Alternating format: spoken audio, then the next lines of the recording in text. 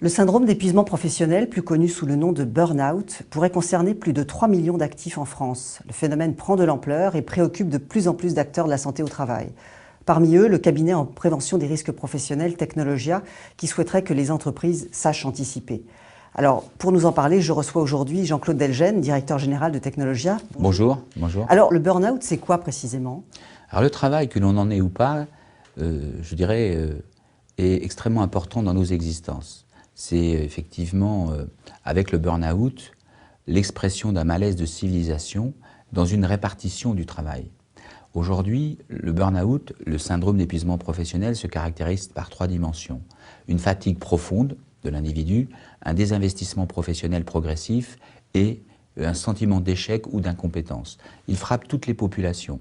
Dans l'étude que nous avons rendue en janvier 2014, les agriculteurs, les chefs d'entreprise, les cadres étaient très concernés avec, je dirais, plus de 10% à chaque fois étaient exposés à ce fléau, puisque c'est un fléau qui peut avoir comme conséquence, je dirais, une profonde dépression, voire le passage à l'acte suicidaire. Donc, il faut faire très attention. Alors concrètement, quels sont les signes qui doivent alerter un manager dans une équipe?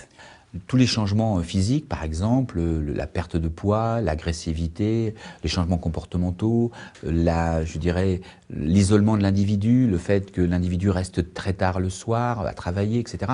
Tous les changements. Il faut développer une attention aux autres pour limiter l'exposition au syndrome d'épuisement professionnel. Peut passer du mutisme à l'agressivité? Absolument, ça fait des gens qui peuvent être extrêmement agressifs, qui sont intolérants au bruit par exemple. Enfin, il y a plein de facteurs, de symptômes qui apparaissent, qui sont soit physiques, physiologiques ou psychiques. Alors, quel conseil vous donnez aux managers de proximité? Faut-il déclencher un entretien, par exemple, avec la personne Il faut être dans le soutien bienveillant pour éviter d'enfoncer plus la personne.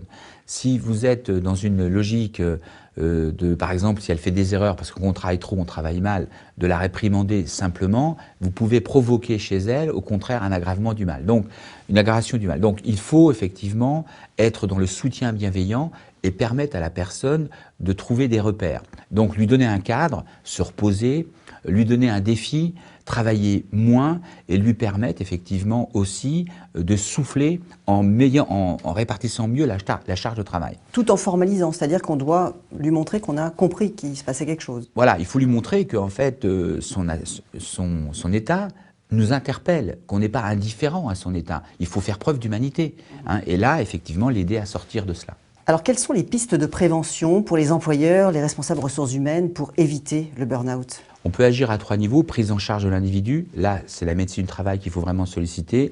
Travailler sur le collectif, sur la répartition du travail. Et nous proposons aussi par ailleurs une meilleure reconnaissance en termes de maladies professionnelles. On a lancé toute une campagne depuis maintenant 1 an avec un appel qui a été signé par des milliers de gens, avec le soutien de bon nombre d'intellectuels, d'organisations syndicales ou d'organisations sociales pour pouvoir faire évoluer ce processus de reconnaissance. Dans les entreprises, il y a aussi des mesures concrètes, par exemple au niveau des réunions Oui, il faut effectivement éviter de tenir des réunions tôt le matin ou tard le soir.